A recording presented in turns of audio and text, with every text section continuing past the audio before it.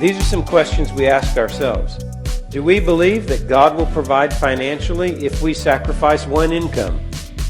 Alma had been working, and we realized if we were going to commit to home educate, it meant that Alma was going to work from the home or we were only going to live on one income.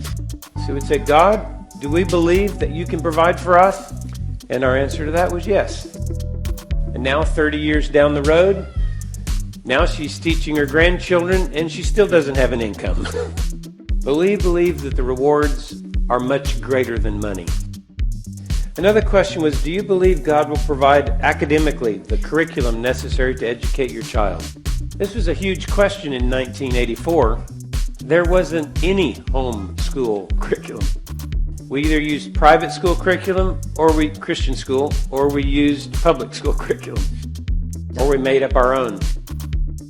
And you may be in that a little bit in that same position here in Korea. Can God be faithful, lead you, and provide for you?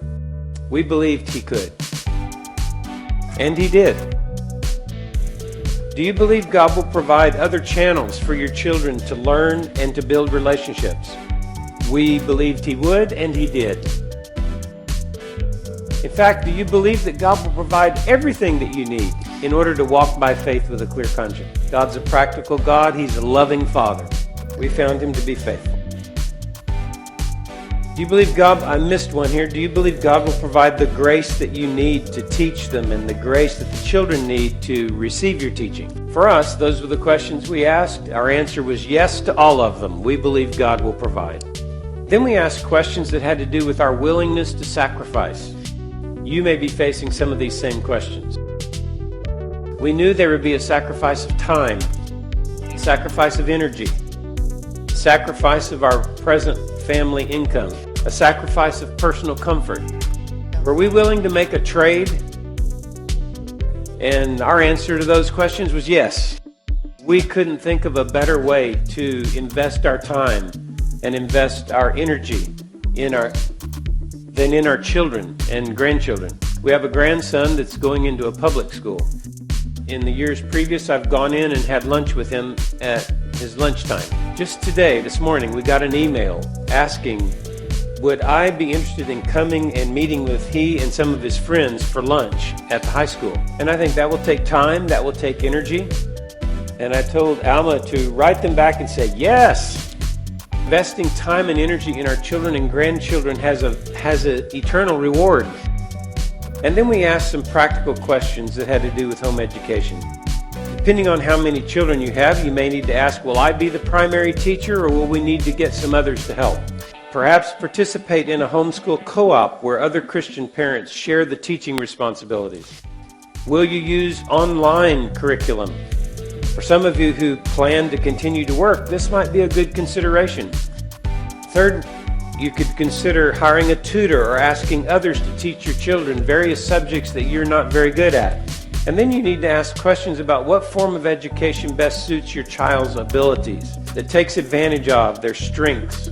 Do they learn best with a textbook or with a teacher or with a mentor or by experience? So as we consider home education from a practical viewpoint, I suggest that you consider what true learning is all about. What is the best way for them to love to learn? One of the strengths of home education is that you can adopt the educational program to each child. Do they learn best in a group, or are they distracted when they're in a group or a class? We had a child that learned best in their room. Another one wanted to work at the kitchen table where everything was happening. Might ask, do they need competition to motivate them to learn? Are they self-motivated?